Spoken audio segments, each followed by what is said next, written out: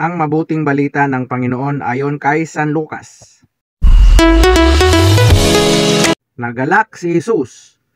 Nang oras ding iyon, si Jesus ay napuspos ng kagalakan sa pamamagitan ng Espiritu Santo.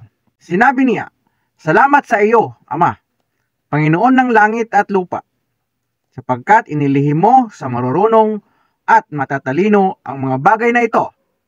Ngunit inihayag mo sa mga walang muwang. Oo, Ama, sapagkat ganoon ang nais mong mangyari. Ibinigay sa akin ng Ama ang lahat ng bagay. Walang nakakakilala sa anak, kundi ang Ama. At wala naman nakakakilala sa Ama, kundi ang anak. At ang mga taong minarapat ng anak na makakilala sa Ama." Humarap si Jesus sa mga alagad at sinabi ng walang ibang nakakarinig, "Pinagpala kayo sapagkat nakita ninyo ang mga nakikita ninyo ngayon.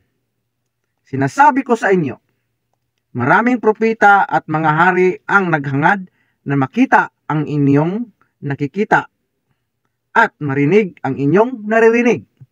Subalit hindi nila ito nakita ni narinig." Ang salita ng Diyos. Saksi. Hindi ko na mabilang kung ilang bisis na akong namangha at napaluha sa tuwing nakikita ko ang himala ng Diyos. Nasaksihan ko ang isang babaeng naglakas loob na tapusin ang relasyon sa isang may asawa. At pagkatapos nito ay nahanap niya ang kanyang kabiyak.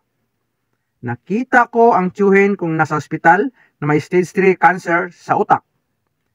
Ipinagdasal ko siya at matapos ang 2 taon, buhay siya at nagpapahayag ng kabutihan ng Panginoon. Marami pa akong nasaksihan ng mga kamanghang bagay na ginawa ng Diyos.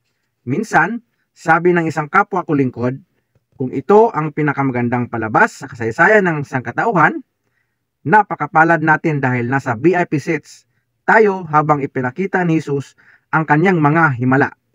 Nakakapagod ang magtrabaho ng walang bayad, ngunit ito ang ginawa natin para sa Panginoon. Natagpuan natin ang pinakamahalagang perlas at siya ay kasama natin.